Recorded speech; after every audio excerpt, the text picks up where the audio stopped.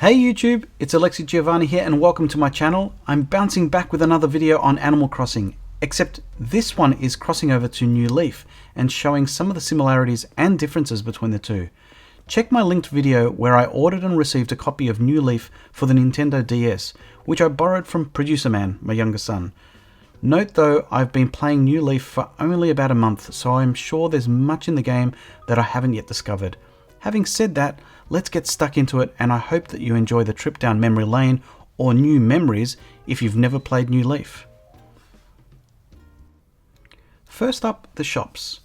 Both New Leaf and New Horizons have Nook's Cranny and Able Sisters, except you can place the shop wherever you like in New Horizons. New Leaf has both the shops on Main Street, amongst other things. You get a choice of the recycle shop, Retail, which gives you better prices than Timmy and Tommy. Leaf gets their very own shop, which you can shop at each and every day without having to wait for them to appear in the town square, along with Nook's Home Shop, which allows you to order home furnishings and upgrades, which you can do at the town centre in New Horizons. Sending letters was done with Pelly the Pelican, which has since been replaced by a postcard stand at the airport in New Horizons. In New Leaf, the post office also held the ABD, or the automatic bell dispenser, which is available to you in resident services in New Horizons, and you can see on screen the two side by side. In New Leaf, Isabelle is available to you for any questions that you might have, as she is in New Horizons. In New Leaf, you do get the option to go behind the counter and sit at your mayor's desk and make mayor decisions. Collecting fossils is available in both games and look very similar in both. Each version of the game gives you about 3 fossils to dig up every day. And Red, our favourite cousin, sells statues and paintings, but in a tent rather than a dodgy boat. The range of items are similar and have slightly different fake signs to look for. The tent also has 4 items to choose from. The one thing I did notice with New Leaf though is that it seemed to have a fair spread of sculptures and paintings, but I must admit it's a little bit hard to tell the fakes from the real stuff because the resolution isn't that great on the DS. Blathers is consistent in the game and also assesses the fossils and accepts things to the museum. However, I do much prefer Blathers in New Horizons. His facts are adorable, whereas they're a little bit bland in New Leaf and always going back to talking about something about being in a chick in a nest.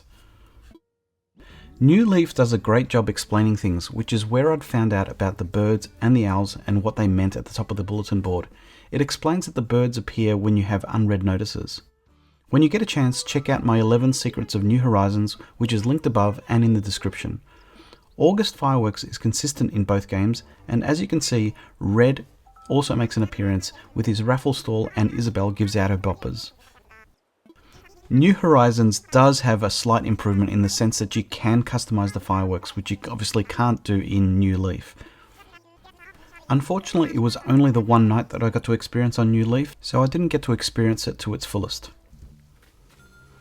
Many of the NPCs or non-playable characters returned in New Horizons, however in slightly different capacities.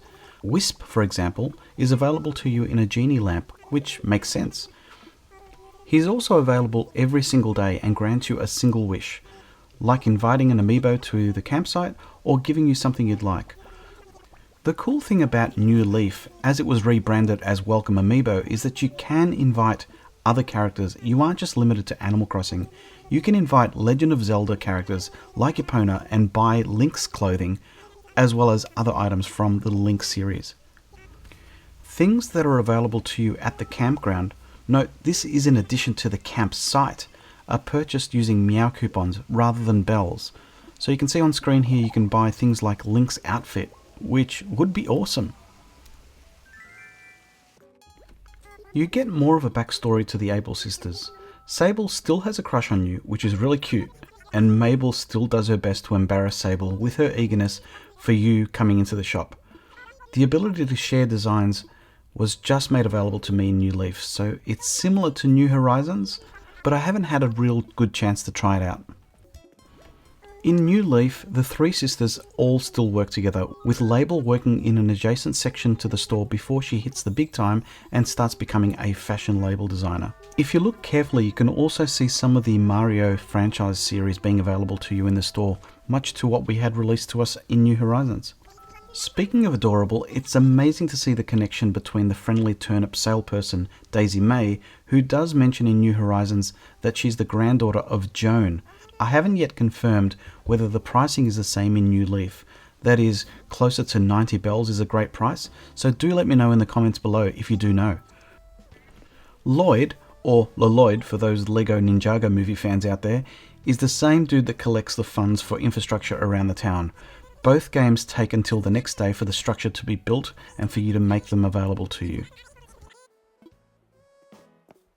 Luna arrived as a later addition to New Horizons in version 1.4 of the summer update, which had a similar concept in both games.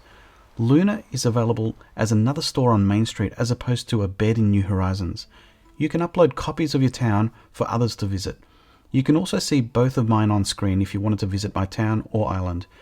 I don't have anyone to visit in New Leaf, so please leave yours for either game in the comments if you'd like myself or others to visit.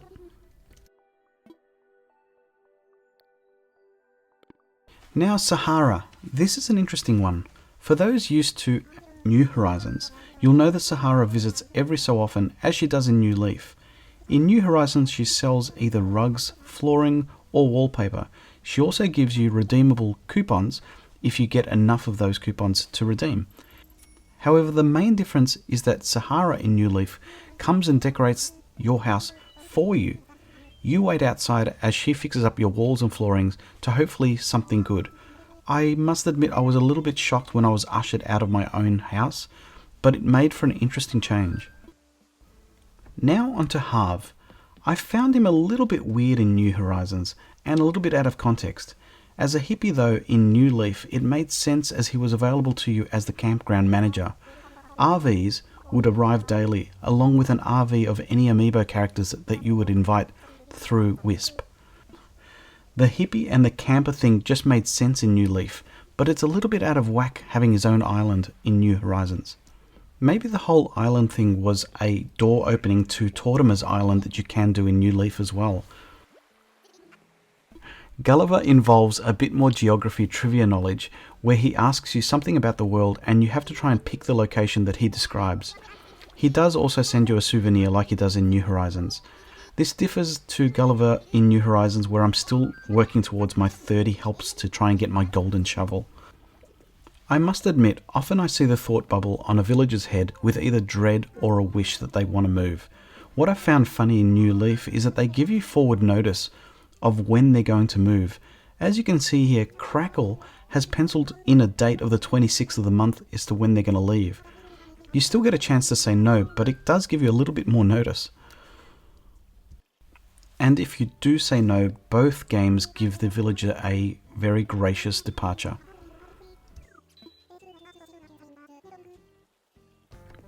Lost Items has an interesting twist. In New Horizons, the thrill of the chase is cut down somewhat when it comes to locating the person. You tend to have a guess as to who you think it is, but then the villager suggests someone. You then have to find that person. In New Leaf, you have to keep asking every single one of your villagers. In New Leaf, though, there is a dandy feature of you being able to use a megaphone to call to your villagers to find who you're looking for. So this is me calling out for Muffy. Muffy! Where you play a game of Marco Polo to try and find them using a call and response game with these speech bubbles. Muffy! Let me know in the comments as well whether or not this is something you've always wanted, given the size of the islands in New Horizons. I always want to try and find a particular character and can never find them. Bug catching is something that is available to you in both the games, but bug catching in New Leaf I think is marginally better. I do love the humour that you do get with the puns in New Horizons, as they are in New Leaf, but I really like the fact that you can catch bugs and it shows you the size of the bug or the fish that you catch. Imagine being able to not only just donate the fish to the museum, but the biggest fish or the smallest bug of a particular type. The seasonal bug off is available to you in New Leaf as well, but it's far more collaborative in New Horizons, which I really like. Fruit is a little bit different in New Leaf. You have bananas rather than coconuts and other tropical fruits like lychee, durians, lemons, and mango. The 5 fruits that you get in New Horizons, Leaf has a concept of a perfect fruit, which you get more money for. On the topic of trees, just like in New Horizons, trees can be shaken to drop coins or furniture as well as bees. You might be used to them as wasps in New Horizons. And you might catch yourself unawares if you're not ready with your net. But don't worry, if you do get stung, medicine is available to you in both games for you to heal that eye of yours. Balloons aren't anything new, but admittedly at the time of recording, I'd only just received my slingshot, so I'm not 100% sure of what sort of stuff drops from the balloons in New Leaf. So do comment if you do know.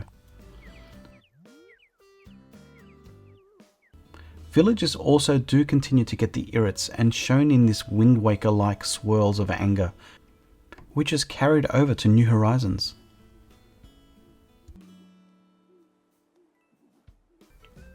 Rocks are a little bit different in New Leaf. Like New Horizons, only one rock is a money rock and gives you up to 8 denominations of money. In New Leaf, every day only one rock will break, revealing some sort of ore like gold or emerald, for example. This can only be sold from what I can tell because crafting is not a thing in New Leaf. Having said that, you can sit on a rock. You can't do that in New Horizons. Achievements are very much a part of New Horizons through the many milestones that you can reach through Nook Mile rewards and Nook Mile Plus rewards. Whilst there are Meow coupons for daily chores, I still haven't found how to get them in New Leaf. Maybe I haven't reached a point in the game to receive them. I mean, I'm getting the coupons, but I'm not getting the actual awards. However, you do get Phineas, who's a scout leader of sorts and gives you badges for achievements.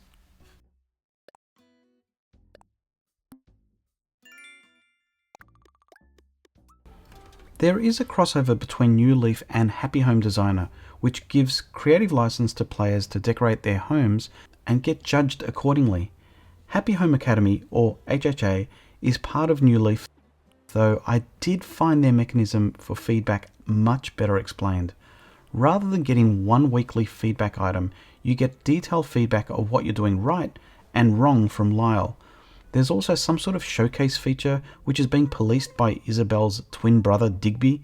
Every time I've been in there it's completely empty, so maybe I'm doing something wrong or there's something online that I haven't got round to. Apparently it's part of Street Pass or something and you're supposed to populate based on people around you that play the game, but I'm not sure how that's supposed to work. I'm sure there's much more to New Leaf than I've already seen, and I've already covered more than I'd originally intended. On screen are some of the sort of things that I think are missing from New Horizons and I think would make welcome additions. Ordinances is one of those things.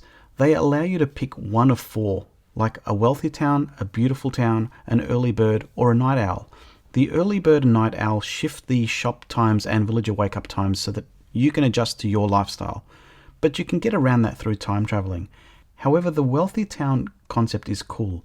You get better sell prices for items, which makes it a little bit easier to get started in the game, and the beautiful town makes the whole town more conscious of making flowers and making things pretty. One thing I really enjoyed were gyroids, which are furniture items like Lloyd.